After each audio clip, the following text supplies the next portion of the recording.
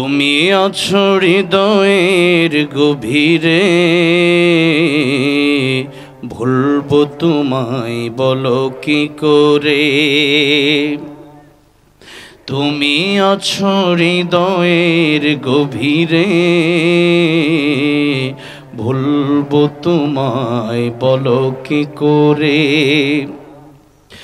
দেখি নাই তোমারে কোনদিন, যতবার তোমারে খুঁজেছি। কোরআনের পথ তত বুঝেছি, নিজেকে চিনেছি। হে রাসূল নবীজি তোমার পাঠানো ঠিকানা পড়ে। তুমি আছো হৃদয়ের গভীরে, ভুলবো তোমায় বলো কি করে। ভুলবো তোমায় বলো কি করে। ওয়া মাওলানা মুহাম্মাদান আবদুহু ওয়া রাসূলুহু الذي أرسله بالحق بشيرا ونذيرا وداعيا إلى الله بإذنه وسراجا منيرا. أما بعد فقد قال الله تعالى في كلامه المجيد وفي فرقانه الحميد. أعوذ بالله من الشيطان الرجيم. بسم الله الرحمن الرحيم. يا أيها الذين آمنوا اذكروا الله ذكرا كثيرا وسبحوه بكرة وأصيلا. صدق الله العظيم.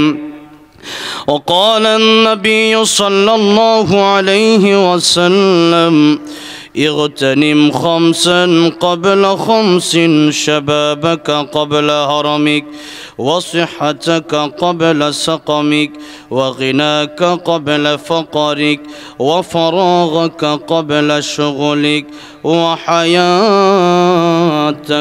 قبل موتك، أو كما قال النبي عليه الصلاة والسلام. وقال تعالى في شان حبيبه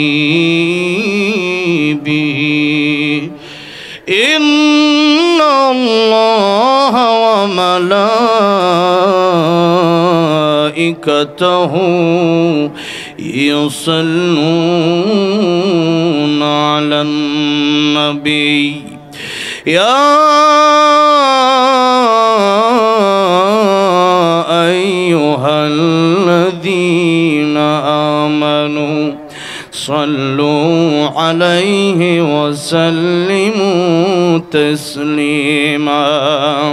প্রাণ খুলে নবীর প্রেমে মাতোয়ারা হয়ে একযোগে সকলে দুরূদ ইব্রাহিম পড়ি। আল্লাহুম্মা সাল্লি আলা মুহাম্মাদিন ওয়া আলা আলি মুহাম্মাদ কামা সাল্লাইতা আলা ইব্রাহিম ওয়া আলা আলি ইব্রাহিম إنك حميد مجيد.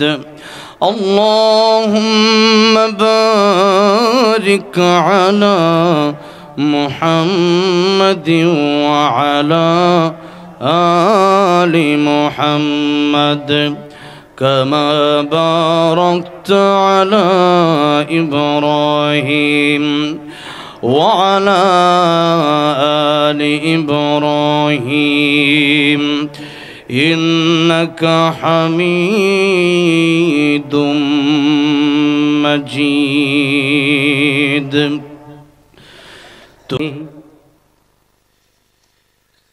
ময়মনসিংহ জেলার অন্তর্গত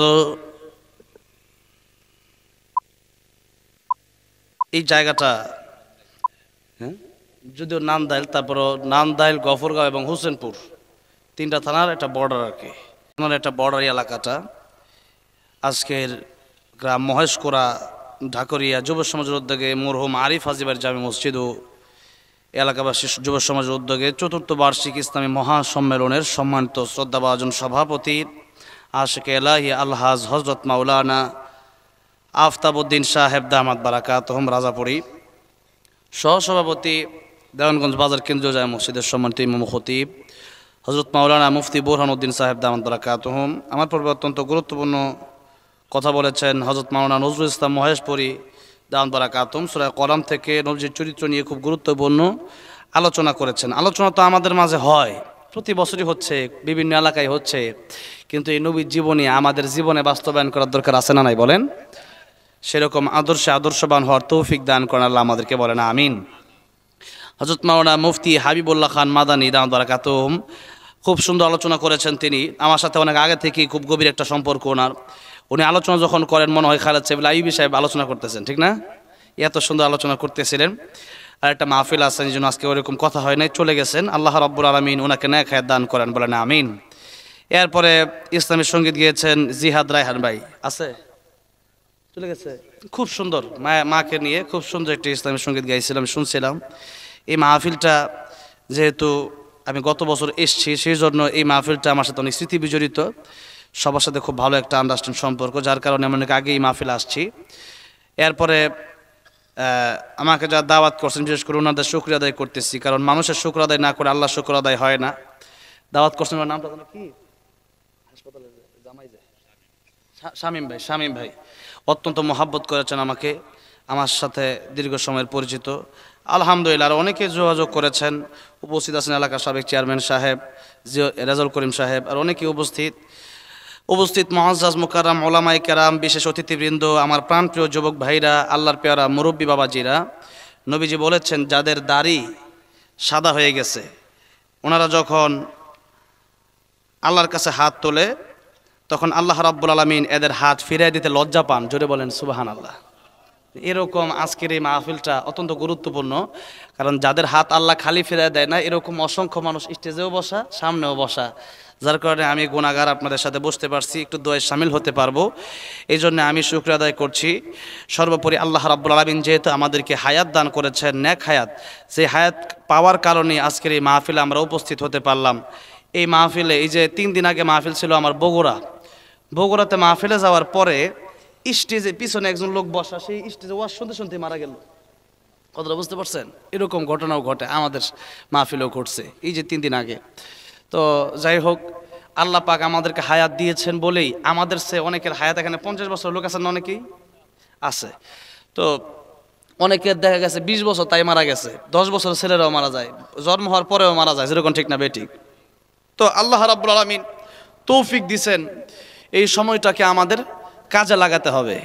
এই সময় যদি কাজে না লাগাই তাহলে মরণের সময় আইসা পড়লে হাত্তা জুরতুমুল মাকাবির, মরণের সময় আইসা পড়লে পরে আর কি করবেন? এই জন্যে নবীজি বলেছেন ইগতানিম খমসান কবলা খমসিন শাবাবাকা কবলা হারমিক।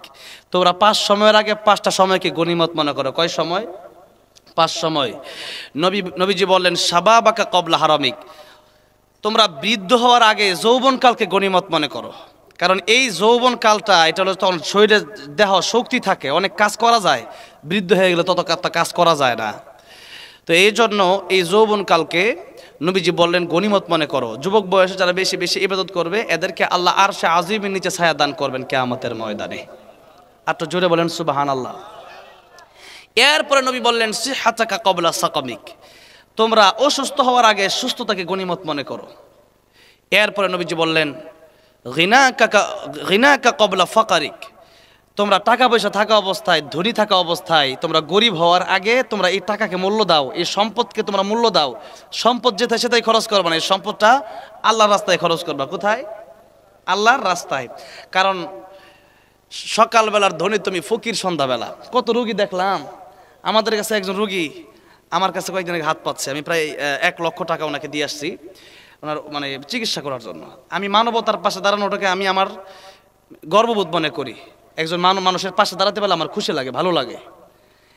বাংলাদেশে বিভিন্ন সময় বন্যা হয়েছে, আমি কে যাবে না যাবে সেই চিন্তা আমি করি না। 10 লাখ 20 লাখ টাকা নিয়ে আমি বাড়িয়ে পড়ি। এরপরে যে দিবে, শেরপুর বন্যা হয়েছে, ময়মনসিংহ শেষ প্রান্তে বন্যা হয়েছে দুবাউরের দিকে। এরপরে জামালপুর নেত্রকোনা বন্যা হয়েছে, সেখানে গেছি। সিলেট বন্যা হয়েছে, সেখানে গেছি। এরপরে সেই ফেনী নোয়াখালী বন্যা হয়েছে এই বছর, সেখানে প্রায় 50 লাখ টাকা দিছি। আলহামদুলিল্লাহ বলেন। তো আল্লাহ যেন এই কাজগুলো আমাদের বেশি বেশি করার তৌফিক দান করেন, বলেন আমিন। মানুষের সেবা করা রাসূল সাল্লাল্লাহু আলাইহি ওয়াসাল্লামের বড় আদর্শ ছিল এটা, মানুষের সেবা করা। টাকা পয়সা থাকলে এটা মানুষের জন্য খরচ করবেন, দিনের পথে খরচ করবেন। আল্লাহ তৌফিক দান করেন, বলেন আমিন। তো এরপরে নবীজি বললেন, ফারাগাকা ক্বাবলা শুগলিক, অবসর আসো, ব্যস্ত হওয়ার আগে আল্লাহর ইবাদত করো। অবসর সময় পাইছো, কারণ মানুষ যত দিন যায় তত অবসর হয় না, ব্যস্ত হয়। আমি আমার এক উস্তাদ ছিল, আমি পড়ছি, সেও পড়ছে, আমার ফুফাতো ভাই সেও পড়ছে, সে হুজুরের কাছে, আমরা ফেনী হুজুর বলে ডাকতাম। হুজুর নাম হলো মাওলানা নিয়ামতুল্লাহ খান সাহেব। তো হুজুরের কাছে আমরা হেদায়েতুন নামা পর্যন্ত পড়ছি, প্রায় 7-8 বছর আগের ঘটনা এগুলা। তো হুজুর আমাদেরকে একটা কথা বলতেন, একটা কবিতা শোনাতেন। যখন তোমার 2 পাও যেথায় খুশি সেথায় যাও, যখন তোমার 4 পাও ভাত কাপড় দিয়ে যাও, যখন তোমার 6 পাও আব্বু তুমি কোথায় যাও। কথাটা বুঝেন আপনারা? মানে পাও এখন 2টা আছে, বিয়ে করেন নাই, তার মানে এখন আপনি যেন লেনে করতে পারেন। বিয়ে করছেন, এখন কয় যে ভাত কাপড় দিয়ে যাও।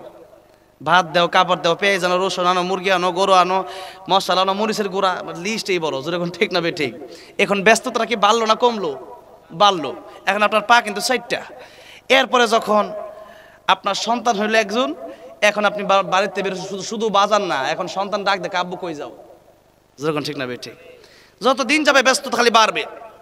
একসময় পড়াশোনা করছি, পড়াশোনা করার সময় চিন্তা করতাম যে যখন চাকরি করব কত শান্তিতে ঘুমাবো এই সে, কিন্তু না, এখন দেখি আমার কাছ থেকে আমার মাদ্রাসার হুজুরা ছুটি নিয়ে বাইর যায়, ছাত্ররা ক্লাসের থেকে হুজুর জ্বর আইছে, একটু জ্বর আইলে বাইর যায়, কিন্তু আমার জ্বর আইছে না পেট খারাপ না গ্যাস্ট্রিক, এটা কেউ শোনার টাইম নেই। হুজুর কাজ করেন, আমরা না থাকলে কিন্তু মাদ্রাসা অসল হয়ে যাব।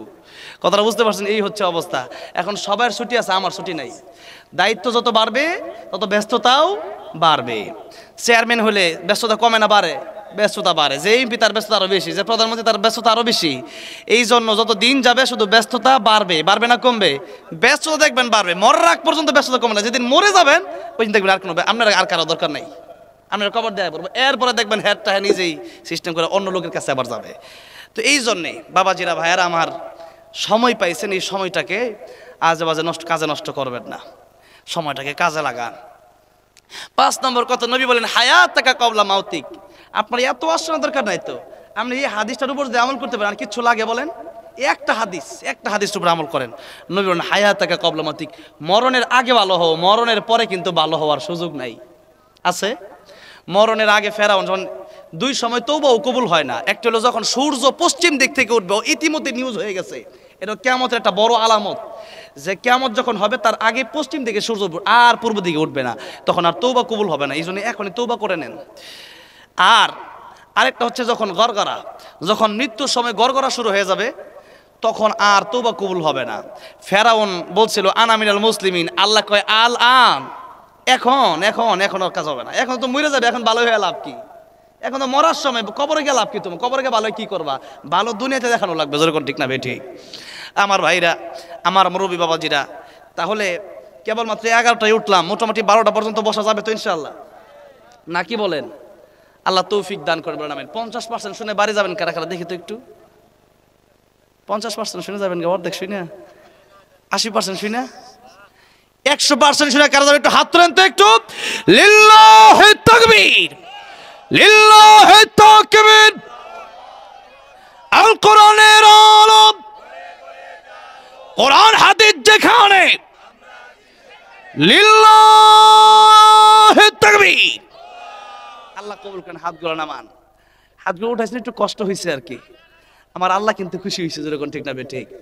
আমার ভাইরা, আমার মুরব্বী বাবাজিরা, তাহলে আসুন আলোচনার শুরুতেই একটু আমার মহান রব, আমার প্রভু, আমাদের সকলের সৃষ্টিকর্তা, এই আকাশ এই জমিন আমরা যার হাতে, তাবারাকাল্লাযী বিয়াদিল মুলক ওয়া হুয়া আলা কুল্লি শাইইন কাদির, আমাদেরকে সৃষ্টি করছেন কে?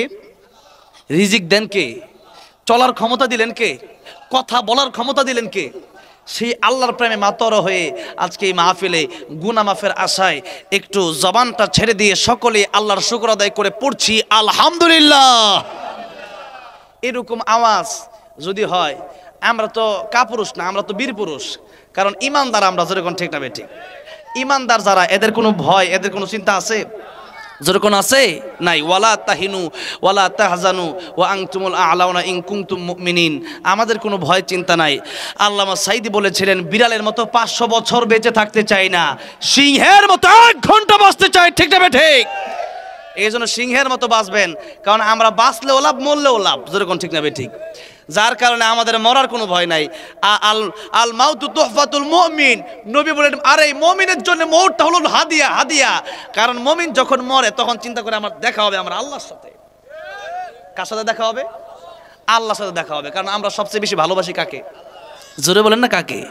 আল্লাহ নিজে এটা বলতেছেন যে আমরা যে আল্লাহর বেশি ভালোবাসি তার প্রমাণ, তার দলিল আল্লাহ কোরআনে দিছে। বলবো আয়াত?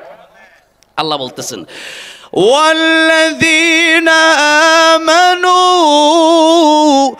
আশাদ্দু হুব্বান লিল্লাহ।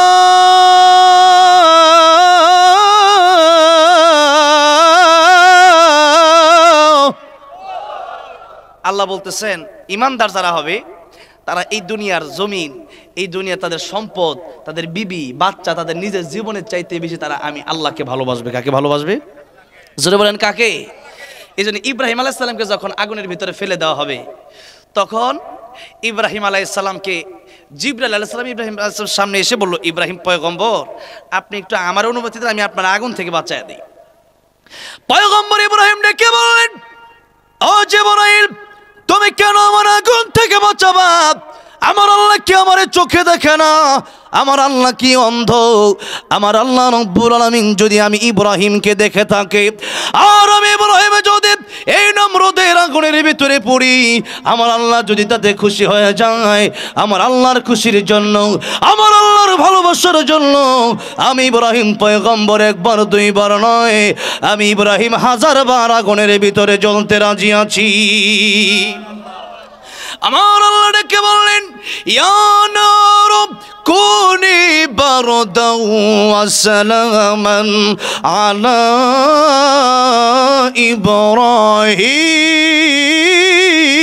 ইব্রাহিম। আল্লাহ বললেন, আগুন রে, আমার ইব্রাহিমের জন্য তুমি আরামদায়ক হয়ে যাও। ইব্রাহিম আলাইহিস সালাম 40টা দিন আগুনের ভিতরে ছিলেন। কয়দিন? 40 দিন আগুনের ভিতরে ছিলেন। মৃত্যুর আগে পয়গম্বর ইব্রাহিম খলিলুল্লাহ পৃথিবীর মানুষের কাছে বলে যায়, পৃথিবীর মানুষেরা শোনো, আমি ওই 40টা দিন আগুনের ভিতরে ছিলাম। আমি ইব্রাহিম পৃথিবীর কত জায়গায় গেলাম, কত জায়গা আমি ইব্রাহিম দেখলাম, কিন্তু আগুনের ভিতরে 40টা দিন আমি ইব্রাহিম ছিলাম। ওই আগুনের ভিতরে যত শান্তিতে আমি ইব্রাহিম ছিলাম রে, পৃথিবীর কোনো জায়গায় এত শান্তি আমি ইব্রাহিম খুঁজে পাই নাই। জোরে বলেন আল্লাহু আকবার। দেখেন, আগুনকে আল্লাহ ফুলের বাগান বানাই দিয়েছে। কি বানাই দিয়েছে? ফুলের বাগান বানিয়ে দিয়েছে। এই জন্য কবি বলেছেন, যে নামে ইব্রাহিমের আগুন হলো পানি, আর ডাকার মতো ডাকলে আজও সারা দেবেন তিনি রে, মনে সারা দেবেন তিনি। ও মধুর নামটি মেটায় হতাশার জ্বালা, গলেতে পড়ো নমের মালা, ও নমের তুলনা হবে না, হবে না, তুলনা নাই নাই নাই, তুলনা নাই নাই নাই। এসো না আল্লাহর নামে গান গাই, এসো না মন প্রাণ জোড়াই, এসো না মন প্রাণ জোড়াই। আল্লাহু আকবার। সবাই আল্লাহু আকবার বলেন, আল্লাহু আকবার, আল্লাহু আকবার বলেন। জবান ছেড়ে দিয়ে আল্লাহর নাম উচ্চারণ করবেন। আল্লাহু আকবার বলেন, আল্লাহু আকবার, আল্লাহু আকবার জোরে ও মধুর নাম চিনিলে হৃদয় হাসে, ও মধুর নামে সুখ নেমে আসে, ও নামের তুলনা মেলে না, মেলে না, তুলনা নাই নাই নাই, তুলনা নাই নাই নাই। এসো না আল্লাহর নামে গান গাই, এসো না মন প্রাণ জোড়াই, এসো না মন প্রাণ জোড়াই। আল্লাহু আকবার জোড়ে, আল্লাহু আকবার, আল্লাহু আকবার জোড়ে। কষ্ট হচ্ছে আপনাদের? আর একটু কি বলবো কথা, নাকি এখনই শেষ করে দেবো? ঘুম টুম ধরতেছে। মাইকটা অনেক ভালো মাশাআল্লাহ, তবে মাঝে মধ্যে একটু কমে যায় আর কি, মানে বোল্ড ইজ কম মনে নাকি? হ্যাঁ বোল্ড ইজ কম। যাই মাইক ভালো। মাইকের নাম কি? আক্তার মাইক। বলে দিলাম মিডিয়ার সামনে, এটা প্রচার হয়ে যাবে ইনশাআল্লাহ, বুঝলেন নাই কথাটা? আগামীতে নেই। আমি মাইকের বিরুদ্ধে করি, মাইকের প্রশংসা করি, তাহলে আরো বাড়ায় দেয় যেরকম ঠিক না ঠিক। বক্তার আগে গেলে এই মাইকগুলো আগে, ওরা মাইকগুলা খারো তোমার ওয়াজ শুনাইতেছি, দিলাম বোল্ডিস কম আর করো, সেরকম ঠিক না ঠিক। আমি ভাই আলহামদুলিল্লাহ মাইকের বিরুদ্ধে করতে রাজি না। তাহলে আমার ভাইরা, আমার মুরব্বী বাবাজিরা যারা এখানে আসছেন, একটু আজকে আমরা আলোচনা করব আল্লাহর প্রেম ভালোবাসা নিয়ে এবং হেদায়েতের উদ্দেশ্যে আমরা আলোচনাটা শুনবো বলে ইনশাআল্লাহ। সূরা আহজাব আমার যে বিষয় দেওয়া হয়েছে যে পর্দা আর নারীর পর্দা ও পরকীয়ার কুফল, এই বিষয়টাও সূরা আহজাবে আছে। ওয়াকরনা ফি বুয়ুতিকুন্না ওয়ালা তাবাররাজনা তাবাররুজাল জাহিলিয়াতিল উলা। তবে কথা হচ্ছে আজকে আমি যে আয়াত থেকে তেলাওয়াত করলাম এটাও সূরা আহজাব। তো আলোচনা ওই পর্দার যে সূরা, ওই সূরা থেকে আলোচনা হবে। তবে আমি যে আয়াত তেলাওয়াত করেছি, আল্লাহ রাব্বুল আলামিন বলেন, ইয়া আইয়ুহাল্লাযীনা আমানু যকুরুল্লাহা যিকরান কাসীরা ওয়া সাব্বিহুহু বুকরাতাও ওয়া আসীলা। হে ঈমানদারেরা, আল্লাহ পাক ডাক দিলেন কাদেরকে? ঈমানদারকে। কোরআন শরীফের বহু জায়গায় এই কথাটা আসছে। ঈমানদার মানে কারা? ঈমানদার হলো তারা যারা জান্নাতে যাবে। যেরকম সুবহানাল্লাহ, তার মানে যারা মান ক্বালা লা ইলাহা ইল্লাল্লাহু দাখালাল জান্নাহ, সর্বশেষে যে ব্যক্তিটা জান্নাতে যাবে ওই ব্যক্তিটা ঈমানদার, কিন্তু তার গুনার কারণে সে জাহান্নামে জ্বলে এরপরে জান্নাতে যাবে। এই জন্য আল্লাহ রাব্বুল আলামিন কোরআন শরীফের বিভিন্ন আয়াতে বলছেন কাজ করবা দুইটা, একটা হচ্ছে ঈমান আর একটা হলো নেক আমল। এই জন্য এই দুই কাজের বাইরে গেলে তাহলে কিন্তু জান্নাত পাওয়া যাবে না। আর এই যে জান্নাত পাবেন ঈমান আর নেক আমল থাকলে আপনি ডাইরেক্ট জান্নাত যাবেন। যেমন আল্লাহ নবী বলেছেন, আল কবরু রাউযাতুম মির রিয়াজিল জান্নাহ আও হুফরাতুম মিন হুফারিন নার। কবরটা কারো জন্য জান্নাতের বাগান হয়ে যায় অথবা কারো জন্য জাহান্নামের গর্ত হয়ে যায়। এই জন্য এই কবর থেকেই, এই কবর দেখলে উসমান রাদিয়াল্লাহু আনহু বেশি বেশি কাঁদতেন। তো সাহাবীরা জিজ্ঞাসা করে, ভাই উসমান, নবীজি কত আলোচনা করে জান্নাত জাহান্নামের, আপনি তো এত কাঁদেন না, কিন্তু কবরের পাশে গেলে তো কাঁদেন কেন? চোখের পানি দিয়ে দাড়িগুলা ভিজাই ফেলে। উসমান গুনে ডেকে বলেন, সাহাবীরা শোনো, আমি উসমান জানি আমার নবী বলেছেন, আল কবরু রাউদাতুম মির রিয়াদিল জান্নাহ আও হুফরাতুম মিন হুফারিন নার। সাহাবীরা, এই কবরটা কারো জন্য জান্নাতের বাগান হয়ে যাবে আর কারো জন্য জাহান্নামের গর্ত হয়ে যাবে। যার জন্য কবরটা সহজ হয়ে যাবে এর জন্য আখিরাত সহজ হয়ে যাবে, মিজানের পাল্লা সহজ হয়ে যাবে, পুলসিরাত সহজ হয়ে যাবে। আর যার কবরটা জাহান্নামের গর্ত হয়ে যাবে সে সব জায়গায় ধরা খাবে, কবরে ধরা খাবে, মিজানে ধরা খাবে, ফুলসিরাতে ধরা খেয়ে যাবে। সে ব্যক্তির জন্য জাহান্নাম থাকার সম্ভাবনাটাই বেশি। এই জন্য আমি উসমান কান্দি যে কবরটা জান্নাতের সার্টিফিকেট দুনিয়াতে থাকতে পাইছে কি পাইছে না? পাইছে উসমান রাদিয়াল্লাহু আনহু। এরপরও কাঁদতেছে, সাহাবীরা কান্দে, আল্লাহ গো, আমি মানুষ না হইয়া যদি একটা গাছের পাতা হয়ে যেতাম তাইলে হয়তো আমার জাহান্নামের আযাব ভোগ করতাম। গাছ একটা মরে গেছে মানে শেষ। একটা অনেকে আফসোস করছে, অনেক কলিরা, যে মানুষ নয় গরু হইলেও ভালো ছিল। কেন? যে গরু যদি হইতাম তাহলে কমপক্ষে আমাদের জন্য জান্নাত জাহান্নাম ছিল না, কিন্তু মানুষের জন্য জান্নাত জাহান্নাম আছে না নাই? ফারিকুন ফিল জান্নাতি ওয়া ফারিকুন ফিস সাঈর। মানুষ হইছেন মানে আপনার হিসাব আছে। আপনাকে আল্লাহ রাব্বুল আলামিন এখন ধরতেছে না কেন? এটা হলো পরীক্ষার হল। এটা কি? পরীক্ষার হল। পরীক্ষার হলের ভিতরে ইংলিশ সাবজেক্ট, কি সাবজেক্ট? English subject. এখন এই সাবজেক্টে যখন পরীক্ষা দিতে বলছে, আপনি লিখতেছেন হাট্টিমা টিম টিম, তারা মাঠে মাঠে গোড়ার ডিম লেখা থুই দিছেন। বুঝছেন? এই কবিতা তো কোনো মানে নাই, অর্থ নাই। আমাদের দেশে এমন কবিতাও আছে, আমি তো কবিতা অনেক গজল আমি নিজে লিখছি, যেগুলা গজল এই দেশের কোটি কোটি মানুষ শুনছে। আমার তো কেউ বলতে পারে না যে কবিতার অর্থ নাই, গজলের কোনো অর্থ নাই। একটা কবিতা, একটা সঙ্গীত লিখতে হইলে এটার দুইটা সিস্টেম লাগবে। একটা হলো এটার ছন্দে মিল থাকতে হবে, আর একটা হলো এটার মিনিংস লাগবে, এটা অর্থবোধক হতে হবে, এটা অর্থহীন হলে হবে না। এখন হাট্টিমা টিম টিম তারা ঘোড়া মাঠে পারে ডিম, তাদের খাড়া দুইটা শিং, এরকম কোন প্রাণী কি দেশে আছে, পৃথিবীতে আছে? নাই। এরকম কবিতা যেন আমরা না শেখাই। তো যাই হোক, কিন্তু কবিতা এটা শোনার আগে এর মিনিংস, অর্থ আছে কিনা দেখতে হবে, এরপরে সন্তানকে শেখাতে হবে। না এটা সন্তান এটা শিখবে যে সারা জীবন তার মন থাকবে। এখন আসেন, সে বাংলা লেখলো, 4 পৃষ্ঠা বইরা লাইলো, বাংলা কবিতা লেখা, এরপরে দাঁড়াইলো, যারা স্কুলে পড়ালেখা করছেন, যারা পরীক্ষা দিয়েছেন অথবা মাদ্রাসায়, তখন দাঁড়াইলো, কি স্যার আমার একটা কাগজ দেন। স্যার বললো কেন? স্যার কাগজ লেখা শেষ। স্যারে কো, আরে বাবা কি লিখতেছো? স্যার এই যে লিখে পুরোটা লাইতেছি স্যার, পুরা 4 পৃষ্ঠা লিখছি। স্যারে কয় যাক ভালোই। স্যারে হাসতেছে, কেন?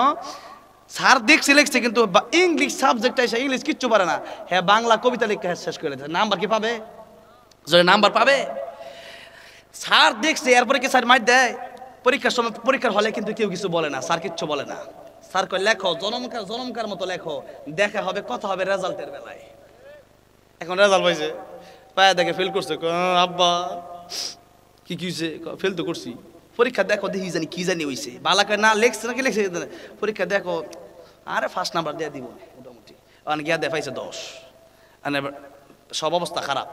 স্যারে কইছিলাম নি পড়ো 4-এ, এখন তোমার নামাইছি 3-তে। 4-এ পড়লে এক কথা, এবার নামাইছি 3-তে, কি নাম্বার 10 পাও, আবার 3-তে ফিরাই হোক। আমার মাদ্রাসায় ছাত্র গেছে, হেফজ পড়বো। আমি কি হেফজ পড়বো? আগে আবার কায়দাতে পড়ো, আবার কায়দা পড়ো। তুমি তো যেটা পড়ছো তো তোমার হইছে না তো। এখন কথা হইল যে পরীক্ষার হলে কেউ কিছু বলে না, 3 ঘন্টা সময়, এক ছাত্র 1 ঘন্টা কোনো রকম লেখা বার হয়ে গেছে গা। হুজুরের কিচ্ছু কয় না, স্যারে কিচ্ছু কয় না, কাজা গিয়া গোর গাজা। যখন পড়ালে, যখন রেজাল্ট বার হইবে, এই সময় সবাই হাসবে আর তুই কানবে। এখন সে বাইরে হয়ে গেছে গা। কিন্তু যে ছাত্রটা ভালো, 3 ঘন্টা শেষ হয়ে যায়, লেখা শেষ, এরপরে খালি খাতা উল্টায়, লেখাটা কি কোনো জায়গায় ভুল হয়ে গেল কিনা, আমার 100 নাম্বার থেকে 1 কম পড়ে গেল, তো আমি যদি 2 নম্বরে যাই, আমি 1 নাম্বার কেমন হবে, সেই চিন্তা তার। যেরকম ঠিক না ঠিক, ঠিক তেমনি ভাবে এই দুনিয়াটা পরীক্ষার হল। কার কথা? আল্লাহ বলতেছেন, আল্লাযী খালাকাল মাউতা ওয়াল হায়াতা লিয়াবলুয়াকুম আইয়ুকুম আহসানু আমালা ওয়া হুয়াল আজিজুল গফুর।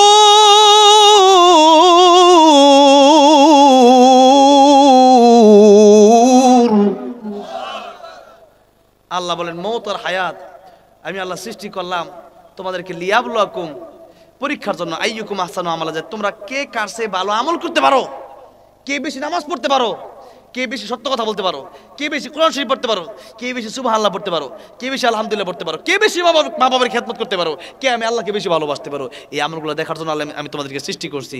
এখন এটা পরীক্ষার হল। নদীর জবান থেকে আল্লাহ নামের জিকির বন্ধ হয়ে গেলে নদী মরা নদী হয়ে যায়। গাছের জবান থেকে আল্লাহ নামের জিকির বন্ধ হলে গাছ মরে যায়। অন্যান্য সমস্ত পশু পাখির জবান থেকে আল্লাহ নামের জিকির বন্ধ হয়ে গেলে সেই পশু পাখি মরে যায়। কিন্তু একটা মানুষ যখন আল্লাহ নামে জিকির করে এবং আল্লাহর বিরোধিতা করে, যেমন আসাদ নূর, তাসলিমা নাসরিন, এই নাস্তিকগুলা, এরপরও দেখা যায় তারা ভালোই আছে। আল্লাহ কয় ঠিক আছে, আমি আল্লাহ এখন ধরবো না, কারণ পরীক্ষার হল। ভুল লিখতে পারো, ভুল কাজ করতে পারো, আমি আল্লাহ দেখি, আমি আল্লাহর বিরুদ্ধে করার পরেও আমি আল্লাহ তোমার ডাকি কেমনে? আলামিন মুস্তাগফিরিন ফাগফির লাহু, আলামিন মুস্তারজিকিন ফারযুকহু, আলামিন মুবতালান ফাউআফিয়াহু, আলা কাযা হাত্তা ইয়াতুলু আল ফজর। আপনি ফজর পড়েন নাই, আল্লাহ আপনার ডাকে, বান্দা আয় ক্ষমা চা। জোহর পড়েন নাই, আল্লাহ বলেন বান্দা আয় ক্ষমা চা। আসর পড়েন নাই, বান্দায় ক্ষমা চা। মাগরিব পড়েন নাই, আল্লাহ বলেন ক্ষমা চা। এসা পড়েন নাই, আল্লাহ বলেন ক্ষমা চা। এসর নামাজের পরে রাত যখন গভীর হয়ে যায়, আল্লাহ শাসিম থেকে এই গভীর রজনীতে প্রথম আকাশে চলে আসে, প্রথম আসমানে চলে আসে, আর ডাকতে থাকে, আলামিন মুস্তাগফিরিন ফাগফিরালাহ, গুনাহ করছো বান্দারে আমি আল্লাহর কাছে ক্ষমা চাও। আলামিন মুস্তারজিকিন ফারযুকহু, তোর রিজিক লাগলেই দুনিয়ার মানুষের কাছে যাওয়ার পরে মানুষ দিতে চায় না। মানুষকে কত দিমু, তোরে কত দিমু, এই যে দিছে 10,000, আবার আইছো 10 কা, বারো, দুটো কন্টিনিউ বেটি, একবার দুইবার তিনবার চারবার চাইলে দেখবেন রাগ উঠে যা। কারণ মানুষের পিছু টান আছে, মানুষের অনেক দরকার, মানুষের ভান্ডারের কমতি হয়ে যায় দিলে। আর আমার আল্লাহ দিলে কি আল্লাহর ভান্ডারের কম হয়? আল্লাহ দিলে কি আল্লাহর ভান্ডার থেকে কম হয়ে যায়? কম হয় না। আল্লাহ রাব্বুল আলামিন ডাক দিয়ে বলেন, ও বান্দারে, কার কে দরকার? আমি আল্লাহ রাব্বুল আলামিন তোদেরকে দেওয়ার জন্য অপেক্ষা করতেছি। আমি আল্লাহর বিরোধিতা তোমরা করো, নামাজ তোমরা পড়ো না। আর নামাজ না পড়া এরপরে কয় নামাজ পড়ছি না, কি হয়েছে? এরকম অনেক লোক আছে। আমরা দাওয়াত দিলে হুজুর, দাওয়াতে তাবলীগের লোকেরা গিয়া কয় হুজুর আপনি নামাজ পড়েন, আমার তাহলে আপনি এত চিন্তা করলি গিয়া? চিন্তা করেন অবস্থাটা। পড়ে না। আবার কোরআনের দাওয়াত দিলে হুজুর আপনার টামনা পড়ে, আমার আমরা তো চিন্তা করলি গিয়া। এই হইল অবস্থা। এই জন্য আল্লাহ রাব্বুল আলামিন এক আয়াতের ভিতর সূরা বাকারায় মানুষকে বললেন যে মানুষ কেমনে আল্লাহর সাথে নাফরমানি করে, মানুষ কেমনে আল্লাহর সাথে নাফরমানি করে। বলবো আয়াত, আল্লাহ বলতেছেন, কাইফা তাকফুরুন বিল্লাহ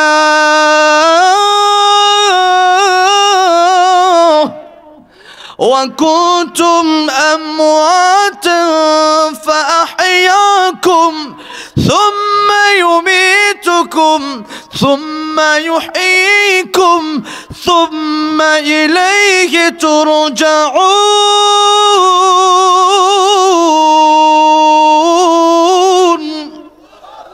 আল্লাহ রাব্বুল আলামিন বলেন কাইফা, কাইফা মানে কাইফা হালুকা, কেমন আছেন? আল্লাহর কাইফা মানে কেমনে? তাকফুরুনা বিল্লাহ, আল্লাহর সাথে মানুষ নাফরমানি করে কেমনে? এটা কি কেমনে সম্ভব? আল্লাহ কয় আমি আল্লাহর সাথে মানুষ নাফরমানি করে কেমনে? আমি না তোরে বানাইলাম, তুই না জিরো ছিলি। হাল আতা আলাল ইনসানি হিনুম মিনাদ দাহর লাম ইয়াকুন শাইআম মাযকুরা। আর বর্ণনা করার মতো কিছু ছিলি না। আমার বয়স হলো 24, মানে 24 বছর। তা আমার বয়স 24 বছর, আমি 24 বছর আগে কি আসছিলাম দুনিয়ায়? অস্তিত্বই ছিল না আমার, যেরকম ঠিক না বেঠিক। আপনাদের যারা এখানে বয়স আছে মনে করেন 30, 40, 50-50-এর আগে আপনার অস্তিত্বই ছিল না, যেরকম ঠিক না বেঠিক। অস্তিত্বই ছিল না। আল্লাহ কয় অস্তিত্ব তোমার ছিল না, আর তুমি ক্ষমতা দেখাও। আরে আমার এই যে ক্ষমতা, না রে বান্দা, তোমার তো অস্তিত্বই ছিল না। আমি আল্লাহ না তোমারে বানাইলাম। সেই নুতফা, যেই নুতফা মানুষ বাজারে নিয়ে বিক্রি করলে দাম হবে না, দুধের দাম আছে, সেই নুতফার দাম নাই। আল্লাহ মিন নুতফাতিন খালাকাহু ফাকাদ্দারা সুম্মা সাবিলা ইয়াসসারা সুম্মা আমাতাহু ফাআকবারা। আমি আল্লাহ রাব্বুল আলামিন তোমার কত সুন্দর করে মায়ের পেটের ভিতরে এই নুতফা থেকে বানাইলাম। এরপরে এই দুনিয়ায় আসছিলাম, কিন্তু গরুর হাত দিব না চাবায় খাওয়ার মতো শক্তি ছিল ওই সময় নাকি? দাঁত আসেননি, দাঁতই নাই, খাইব কি? আল্লাহ কয় বান্দা তুই খাইতে পারবি না। আর গরুর দুধ খাওয়াইলে দেখা গেছে বেশি গরম হইলেও সমস্যা, আবার বেশি ঠান্ডা হইলেও সমস্যা। যার কারণে আল্লাহ কয় বান্দারে, তোর মায়ের বুকে আমি আল্লাহ রাব্বুল আলামিন কুদরতি দুধের ব্যবস্থা করে দিছি।